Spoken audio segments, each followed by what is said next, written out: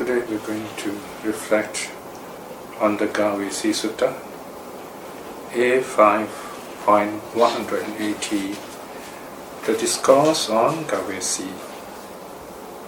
This has been translated as ST 47.16. Gavesi Sutta, the discourse on Gavesi. So this is the Buddha's teaching, especially for Ānanda, about a certain disciple in the past Buddha's time, the Buddha just before our own Buddha, Buddha Kassapa. So here we see a teaching about the past to the present, and of course also benefiting the future, that is, we today who study the suttas. So let us see what is this teaching that the Buddha gives to Ānanda. The sutta opens, at one time the Blessed One was walking on a tour, or was peregrinating Kosala with a large community of monks. The Blessed One, while travelling along the high road, saw a large sal-grove in a certain place.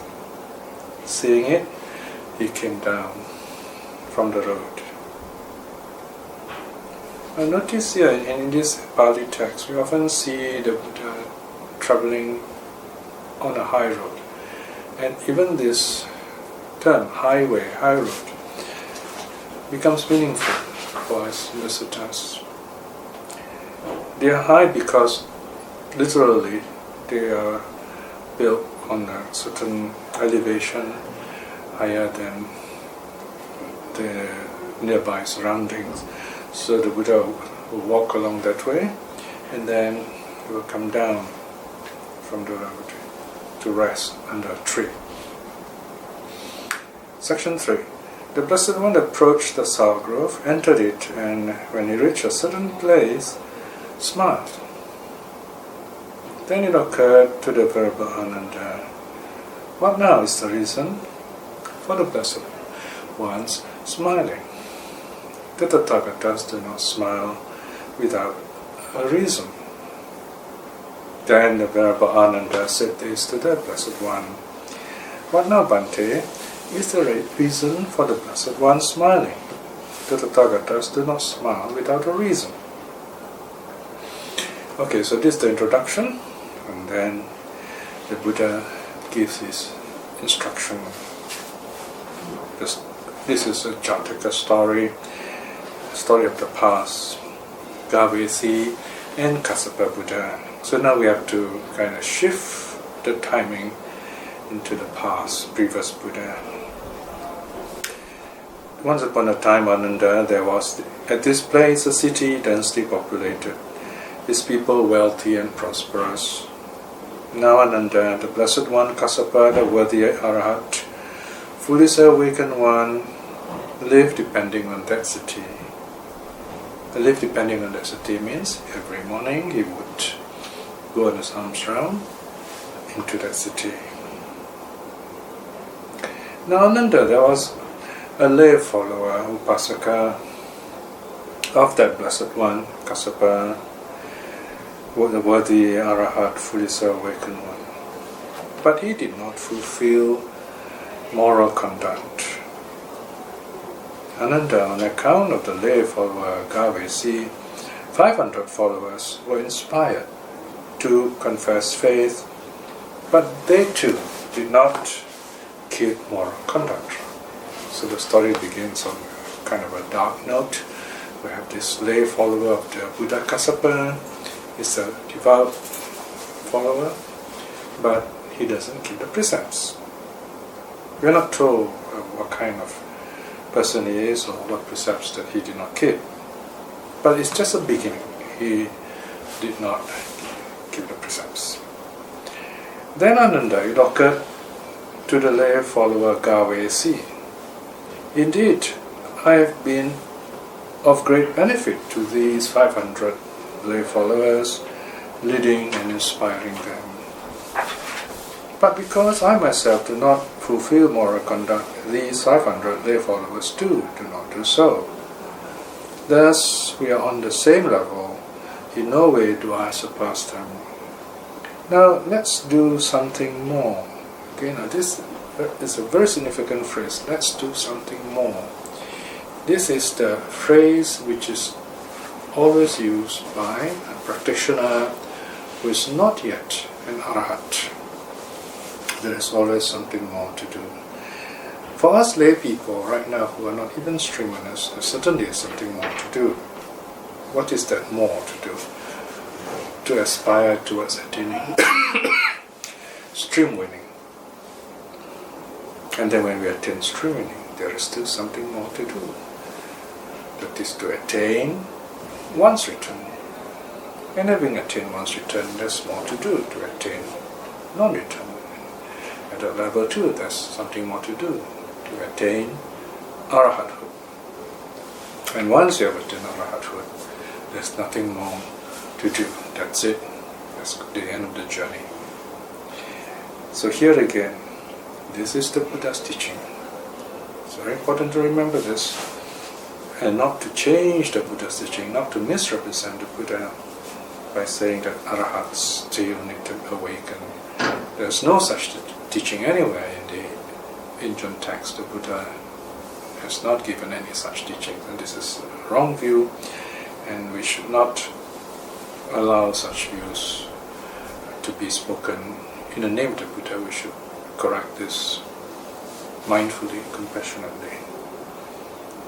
So now Gavesi realizes that the fact that he does not keep the precepts is also emulated, also followed by his followers, his friends, his companions. So he felt, oh, this is we are on the same level. There's nothing, no development, no progress. So what he's saying is, let me set an example for them. Let me do something better so that they can follow me.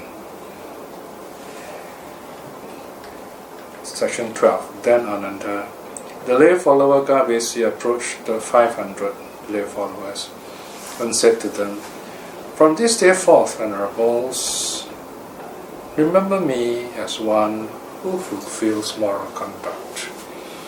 Now notice here, he addresses his friends as venerables, right? So this term is a common term.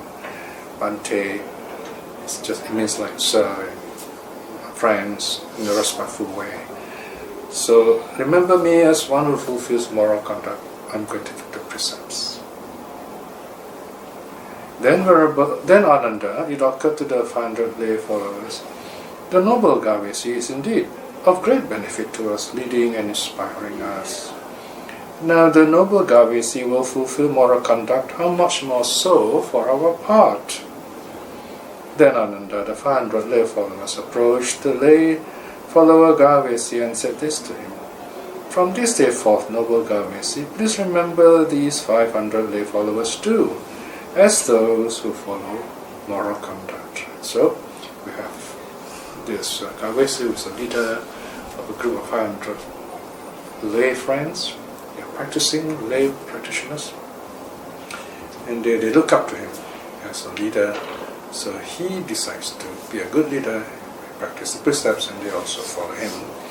And then some time passed. Then it occurred to the lay follower Gavesi, indeed I've been of great benefit to these 500 lay followers, leading and inspiring them. But because I myself fulfill moral conduct, these 500 lay followers too do so. Right? So he says, well, he's very happy. He says, I kept the precepts, and my friends also, my followers are also doing that. Then he thinks about it, he says, okay, let me do something better. Let me go even higher still. So this time, he tells his 500 lay followers and friends, from this day forth, venerables, remember me as a brahmachari, a celibate practitioner, living apart, abstaining from coupling, from sexual misconduct, from the way of the village. So here I suppose we can imagine this a group of young people, so maybe they were still enjoying life, sensual pleasures. In that sense, they don't keep the precepts. Then later Gavesi decides that he's going to keep the celibacy precept, become a brahmachari. And of course his 500 friends also follow suit. And Gavesi of course is very happy. But then he reflects. Next, he says, why don't I set even a better example for my 500 friends? So, he says, now I am one who fulfills moral conduct, so too my 500 follower friends. I am a brahmachari, living apart, abstaining from coupling, the way of the village. So too are the 500 lay followers. They also follow the same precept of celibacy. So we are the same level. Then he says, let me do something more. There surely is something more to do. So this time he announces to his 500 friends, he says, from this day forth, venerables, remember me as a single meal taker, who abstains from food at night, refrains from taking food at the wrong time, outside the proper time. The proper time is from dawn to noon. That's the time when they have their meals, but beyond that, they just drink liquid maybe. So he does that, and his 500 friends also decide to follow him.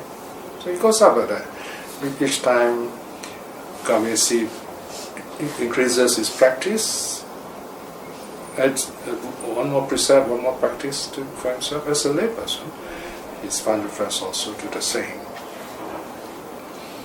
So this time, so we have Gavesi practicing the precepts. He is keeping the brahmachari precept. It's not mentioned whether there's 8 precepts or not. It's just saying that he keeps the brahmachari precept.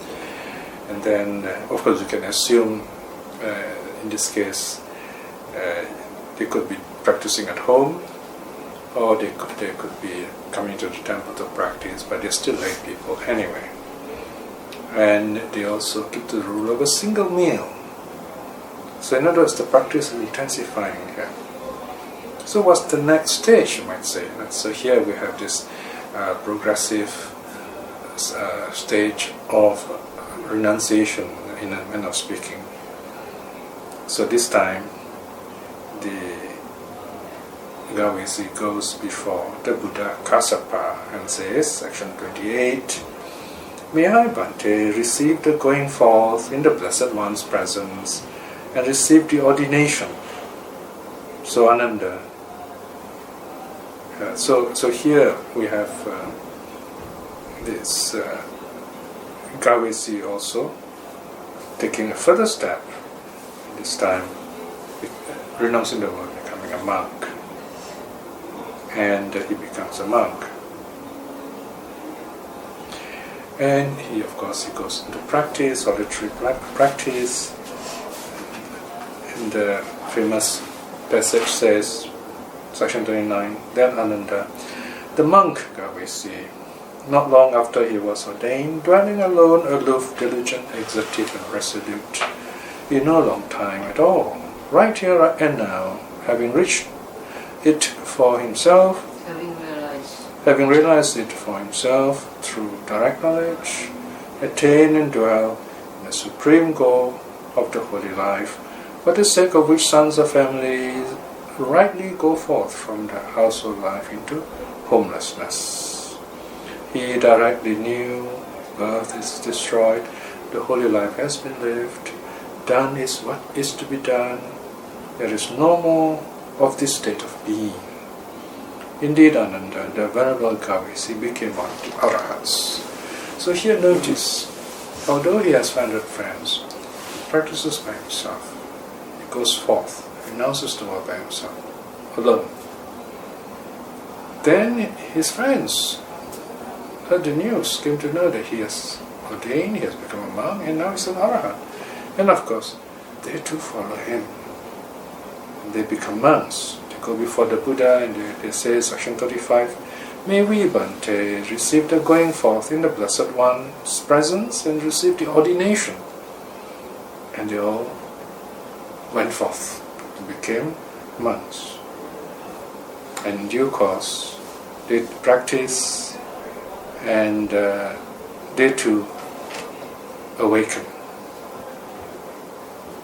Section 38 says that. Then Ānanda, the 500 monks, dwelling alone, aloof, diligent, exotic, and resolute, and in no long time, they became arhats too. So, that's the story, right? The story ends there. So here notice, how did the story arise?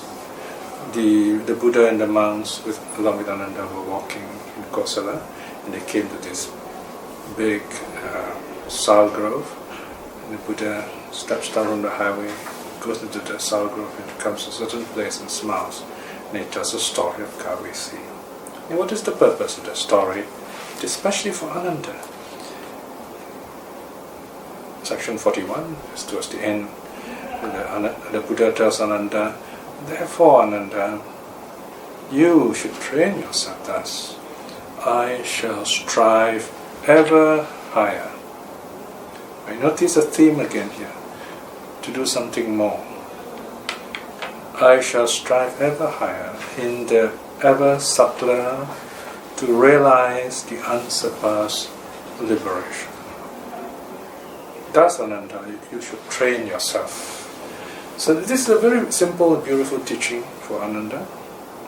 The Buddha is telling Ānanda, practice further.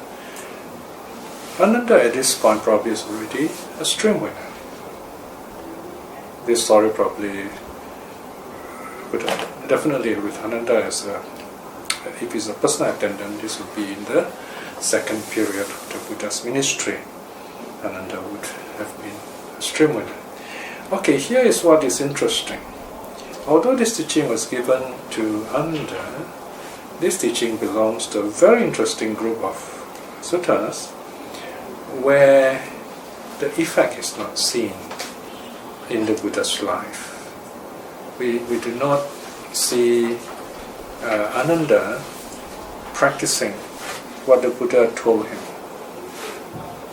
And because Ānanda keeps taking care of the Buddha, keeps serving the Buddha, and because of that, you might say he's so caring and loving with Buddha.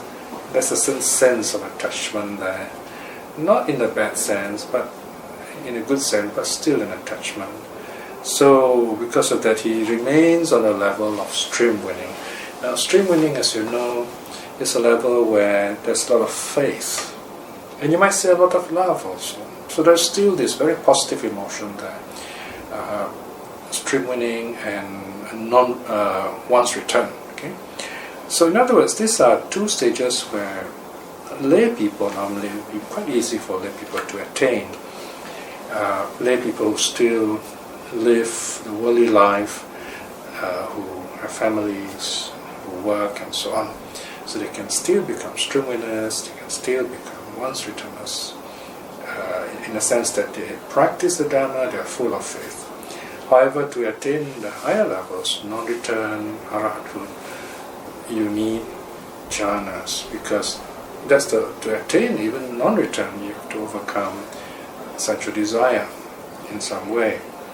And then finally, you have to completely let go of the idea of the self, let go completely the idea of such a desire, and all the 10 fetters. So you need the jhana, you need total focus of the mind for that higher level. Of course, there are cases where lay people have become arhats, but this is rare. So here we see Ānanda still remaining a stream winner while the Buddha lived. Only after the Buddha has passed away, and Ānanda goes into practice because his duty is done, so he doesn't have to think about the Buddha. So he practices by himself and attains awakening.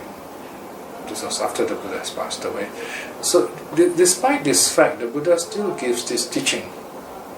Right? Of course, here we may ask this theoretical question, doesn't the Buddha know he is omniscient, but doesn't he know that giving this teaching, Ānanda still would not awaken? He would not be an arhat, not to say become a Vajradhana or even a non-returner. But the Buddha gives this teaching nevertheless.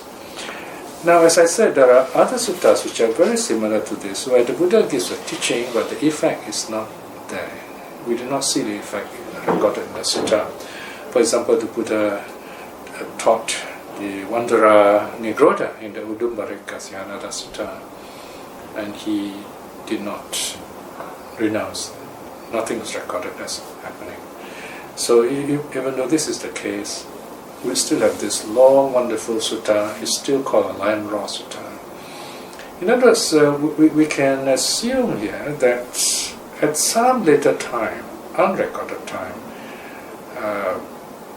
Nirodha, the wanderer, did become a monk, but we are not told when. Okay.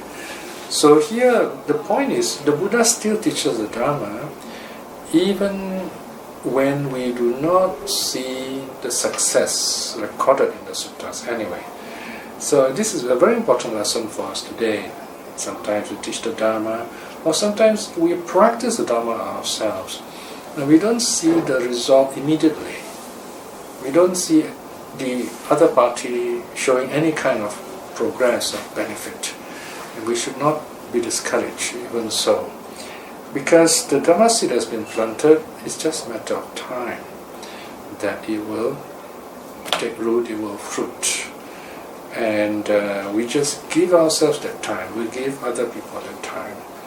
I have students who meet me after many, many years, after a few decades, then they are very happy, very successful, and they come and tell me, they say, now I'm having this important post, and I'm very happy that you taught me this meditation long ago, and I'm doing it now. You taught me loving kindness, and I'm very grateful about it. So in other words, as long as you practice and you just let it be, and you be mindful of that, what you have done, reflect on that, you find in time that happy energy will help, will build up, and you'll be stronger, and in time you find you are able to let go of those unhappy, negative habits and become a new happy person. So here's the story of Ānanda in that spirit. So let us now close this study with a short reflection.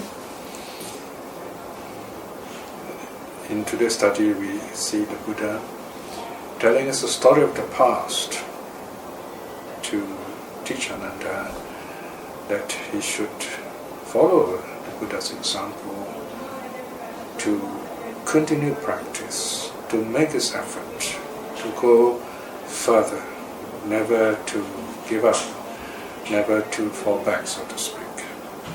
So for ourselves too, we should try our best to go forward, to build up our practice bit by bit, and never feel that we won't succeed. We are like little babies learning to walk. Sometimes we stumble, sometimes we fall.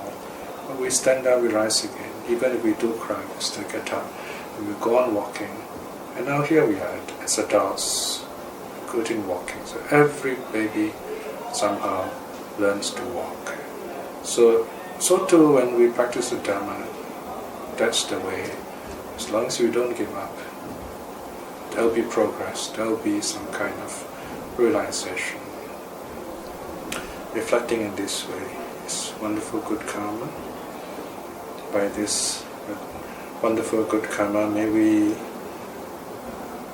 be blessed with the courage and wisdom to aspire to attain at least stream winning in this life. And by the same token, let us impart our loving kindness to our families and friends, and people who have been kind to us. that they may be well and happy. And also let us send out our loving kindness to all other people who are struggling to practice the Dhamma or seeking the truth for themselves, or even having difficulties with the Buddha's teaching.